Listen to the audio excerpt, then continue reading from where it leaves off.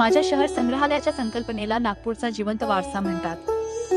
संग्रहालय केवळ इतिहासाचे जतन करण्यासाठी जागा नाही, तर शहराचे भूतकाळ, वर्तमान आणि भविष्याला जोडणारे एक जीवंत सांस्कृतिक चिन्ह देखील आहे। वास्तुशिल्प स्वरूपात भारताचे भौगोलिक केंद्र आहे या कल्पनेद्वारे प्रेरित होते। जोरदार समितीय नियोजन आणि मध्यवर्ती गुंबद एकता, ज्ञान आणि सामूहिक स्मृतीचे प्रतीक करतात। गुंबद ही इमारतीचा आत्मा आहे, नैसर्गिक प्रकाशाने भरलेली एक भव्य सार्वजनिक अंगण तयार करते। डिझाईन भाषा समकालीन वास्तुशिल्प शैलीचे अनुसरण करते आणि भारतीय संस्कृती आणि प्रादेशिक ओळखीचे घटक एकत्रित करते।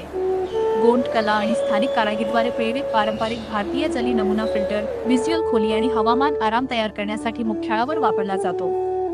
मटेरियल पॅलेट शाश्वत आणि स्थानिकपणे प्रतिसाद असलेल्या सामग्रीवर लक्ष केंद्रित करते, जसे की वाळूचा दगड, लाल माती, चुनखी, जिप्सम, उघड काँक्रीट आणि पुनर्वापर केलेले धातूचे तपशील। उबदार पृथ्वीचा रंग गुपूरचे लँडस्केप आणि संस्कृतीचे सार प्रतिबिंबित करते आणि नारंगी शहर म्हणून देखील ओळखले जाते। संग्रहालय नागपूरच्या गरम हवामानासाठी योग्य हवामान प्रतिसादात्मक इमारती म्हणून डिझाइन केले आहे।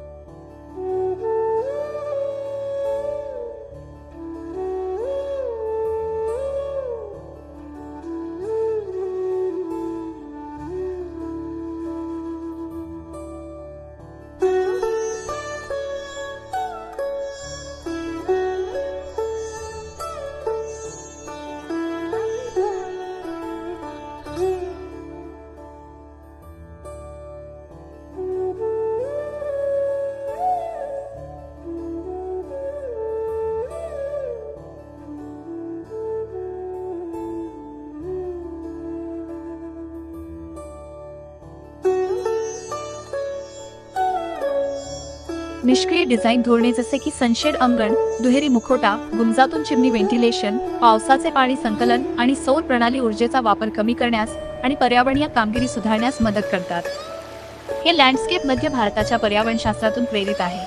स्थानिक झाडे, थंड सार्वजनिक चौक, पाणी घटक आणि सामाजिक परस्पर संवाद आणि सांस्कृतिक क्रियाकलापांना प्रोत्साहन देणारे एकत्रित जागा।